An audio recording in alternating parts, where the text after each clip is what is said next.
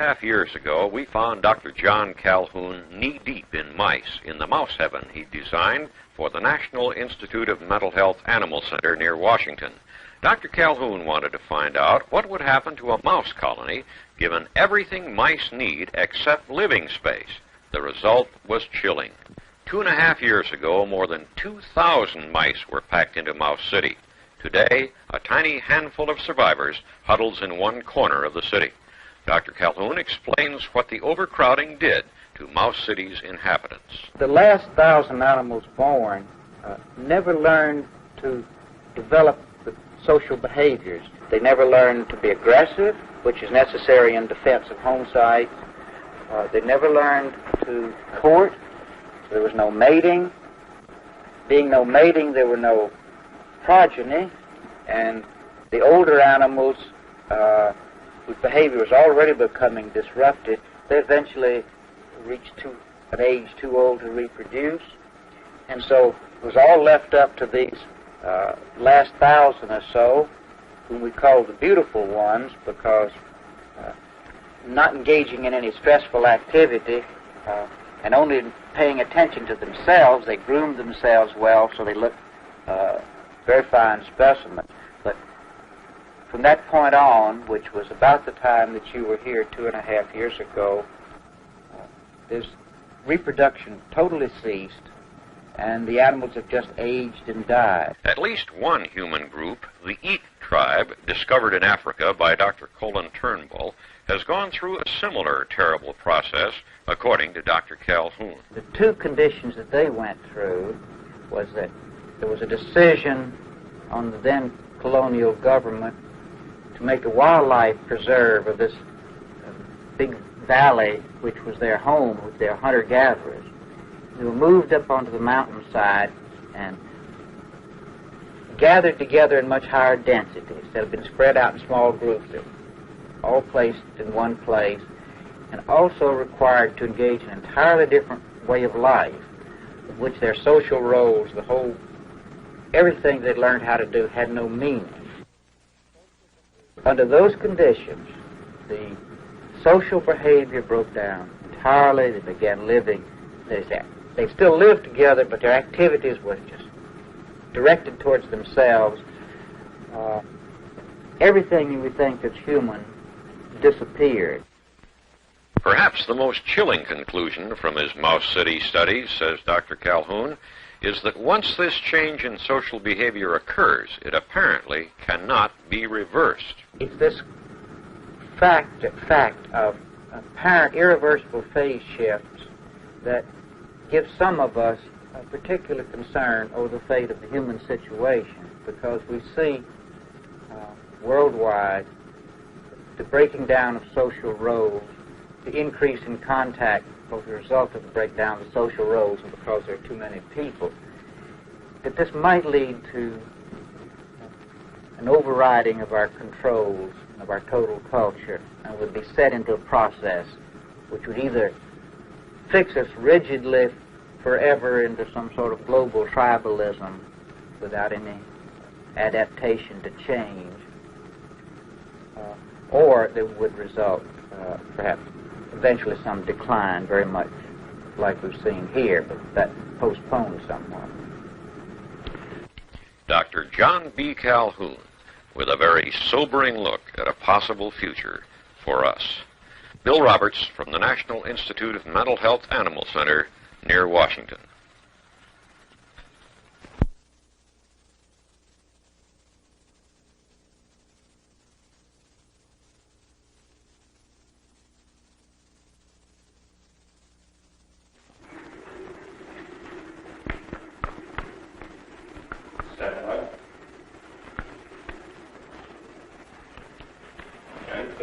Dr. Calhoun, why do we have to make decisions now on our population control? Well, the population's a very interesting one. There's a lot of talk about a population explosion. Well, there's no population explosion, at least not quite yet, and never has been, or I might say there's always been a population explosion.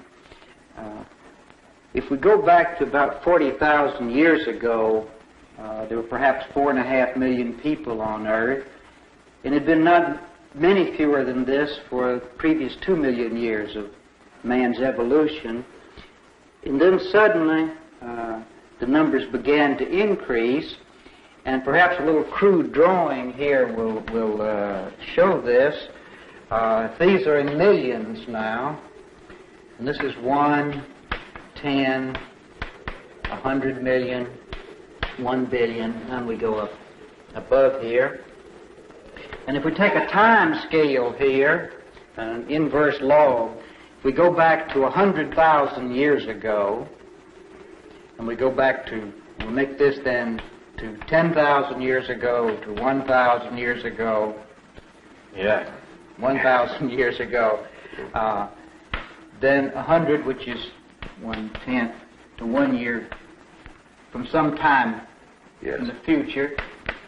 So these are in time, in thousands of years.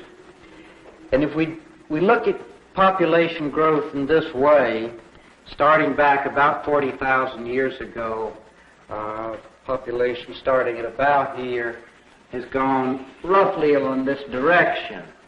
Now, this is a rather complex curve. It's a von Forster curve, but simply said, starting here at 40,000 years ago, it took about 20,000 years, about 20,000 years for the population to double. Then the next doubling required about 10,000 years. Then each doubling, 5,000 years to the next doubling, 2,500, and so on. What doubling are we in now, Doctor? We're in the 10th doubling, in the 11th doubling. Is that the final one? Well, pretty near, it might be. The final doubling, starting shortly after the next, up here, we're up in here, scale about right, at which the world population might be of the order of 4.5 billion now people, would require only 20 years to double. So starting from 20,000 years for the first doubling up to about 20 years if this historical process continues. Now, so that we're back here a little ways from that, not very far from early in the next century. Can it be mathematically projected, Doctor, on a calendar year perhaps, when the population reaches the point where it outstrips our natural resources, our power supplies, our food supply? When you say mathematically, this is what von Forster did, projecting this age-old trend, not age-old, 40,000 years, rather short time.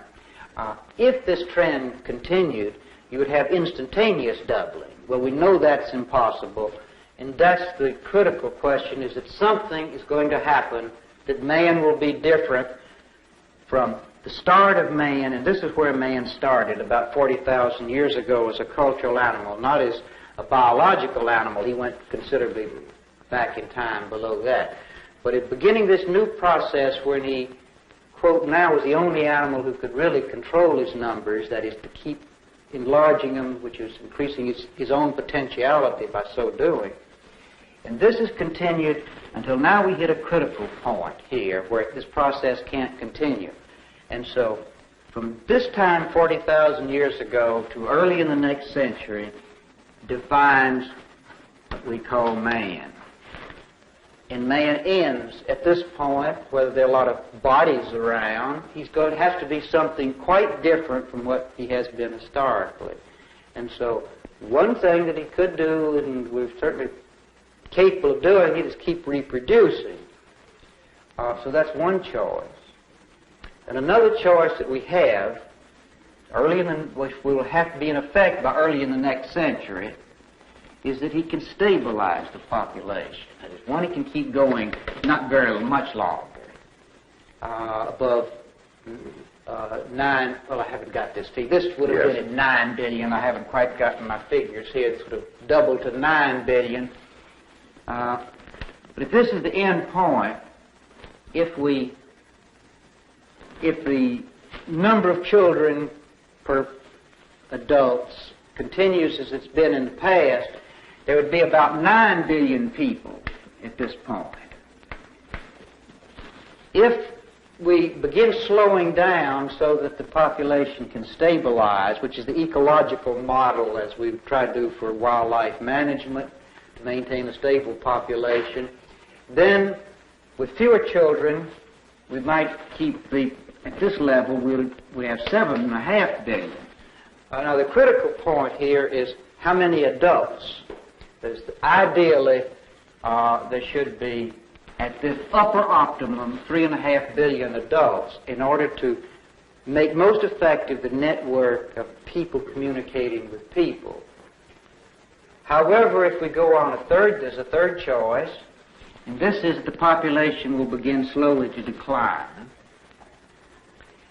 And if we go towards that goal, we would have at that point roughly about 6.3 billion total people, with considerably less than 2 children per family.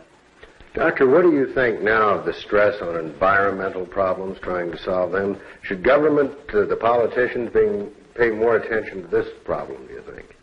They're all interlaced. It isn't that simple, but...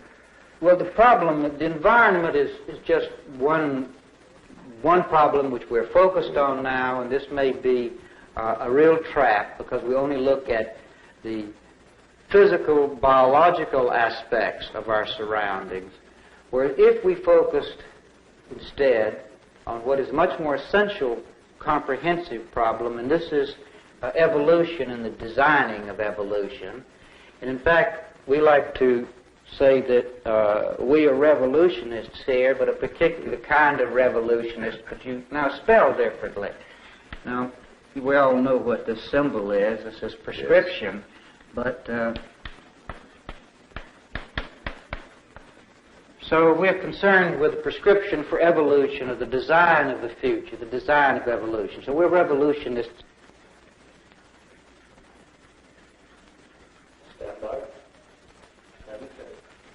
Well, Doctor, why are we falling into a trap paying so much attention to environment?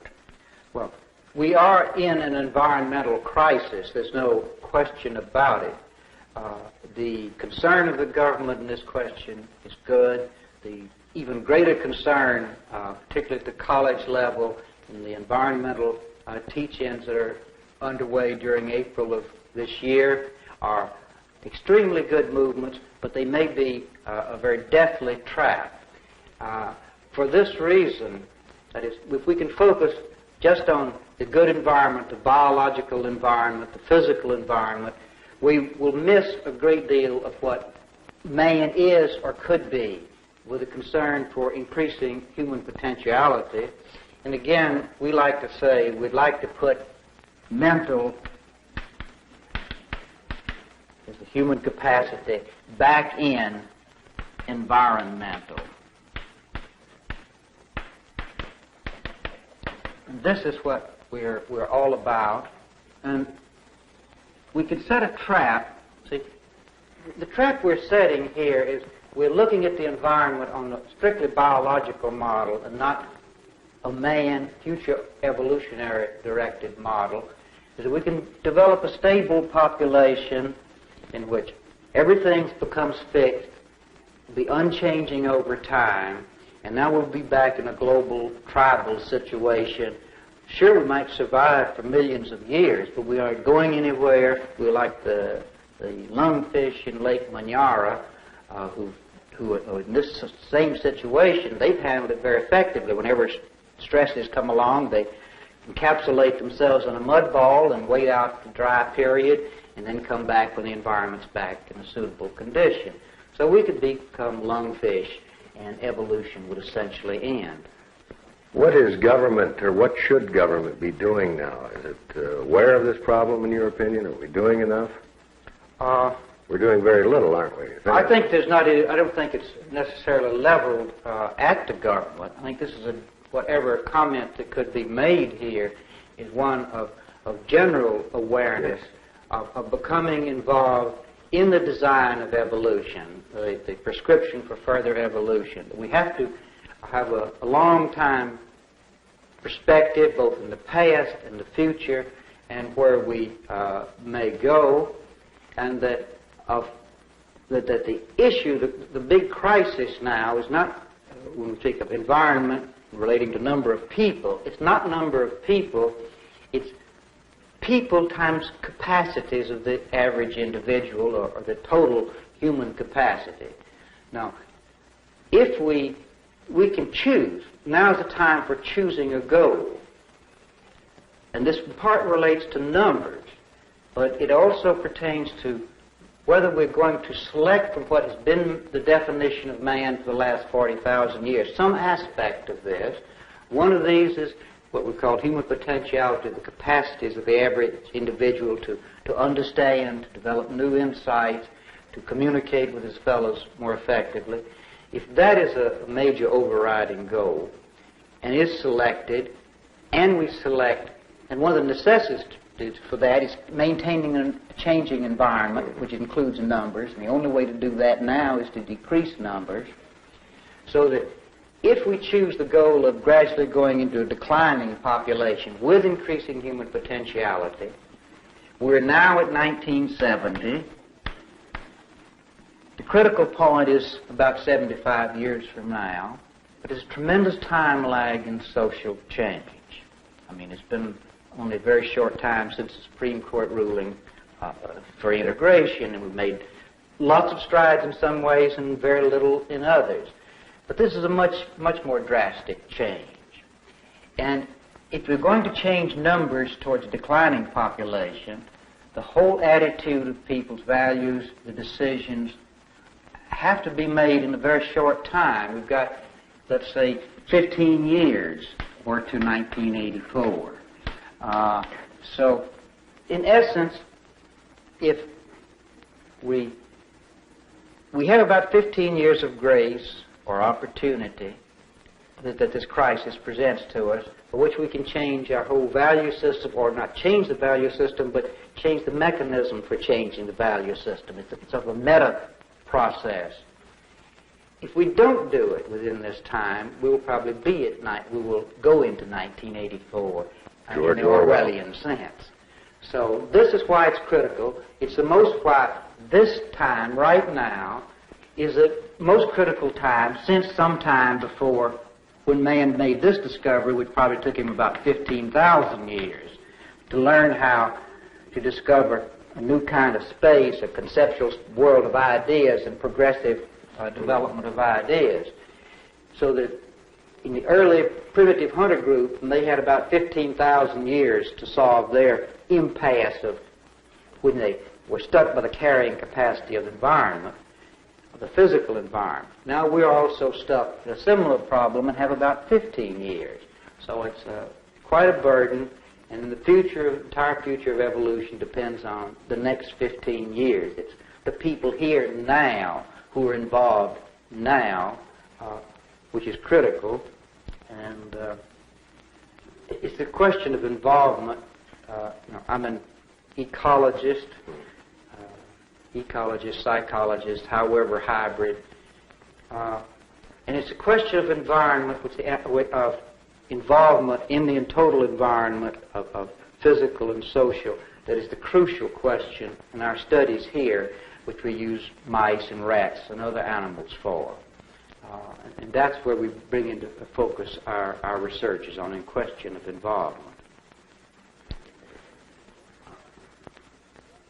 And they are bitten up, and the one who is bitten fails to run away. There's one type of Okay, Doctor.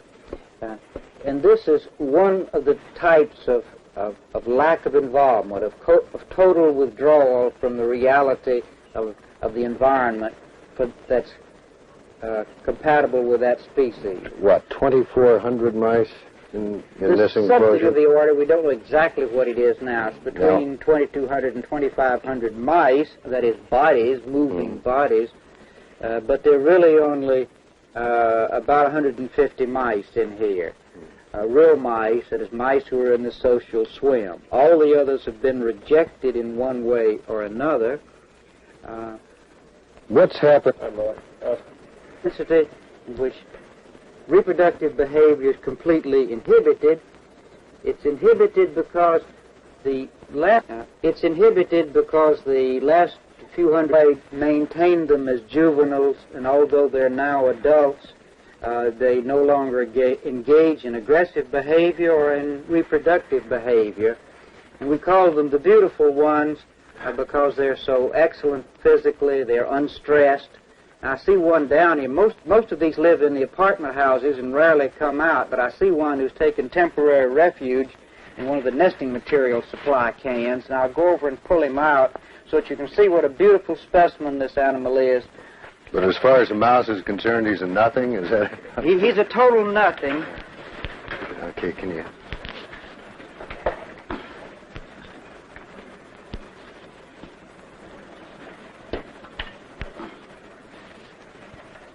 Now, here he is lying in the... you going? Go ahead, Doctor. Here he is lying in the can. It's a place of temporary retreat. He's colored, very few, practically no wounds. He's in excellent physical shape. He has 2 or 3 nicks, but compared to most of the animals, he's in excellent shape. And these animals, from previous study, shows that they are unstressed. They're just not here insofar as involvement. That you started this experiment with just a few mice some 20 months ago. Apparently, you've been able to dissect some. Have you noticed any changes in tissue? Well, the major thing... The stress. The major thing, well, certain classes of these, for instance, comparing these males on the floor here who are withdrawn, they are highly stressed animals, but the stress comes from each other because of this peculiar violence that they exhibit, which leaves them as this animal with his tail all chewed up, but they do it to each other. These are highly stressed individuals. On the other hand, the beautiful one, which I just showed you, are very extremely unstressed, and we've run the Dr. Julius Axelrod has run the assay of the enzyme which converts noradrenaline to adrenaline as the basis for this. On the other hand, we've been removing females from other populations just terminated and looking at their uteri. And for animals up to a year of age who've come up in the latter history of the colonies, there's essentially no evidence of conceiving. So there's, at this stage, this is part of the overliving phenomenon. And it's these individuals who are not conceiving are the ones which are not stressed. They're the beautiful ones who lack involvement. So that's the essential story of what's going on in our studies. Have you been surprised, Doctor, about the results of this, what you've learned so far? Some 20 months ago, did you think all these things were going to happen?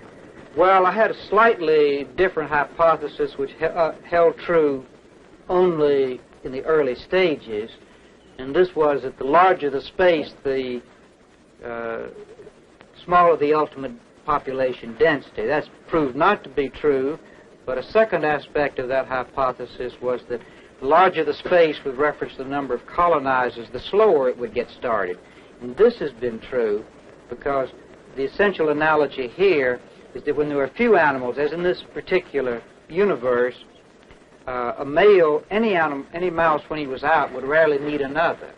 And therefore, he identified with all of his physical environment. Mm-hmm. So his own ego boundaries extended out to include all of these things, which he was committed to. And therefore, any other animal coming out and moving towards any portion of that would elicit anxiety and therefore aggression. And we have huge territories, and this is an essential formulation of territoriality. So that in the larger the space, the more likely animals develop territoriality and the more extreme. And this did inhibit initial reproductive rate. And so with we have smaller universes than this, and they grew much faster, got started quicker.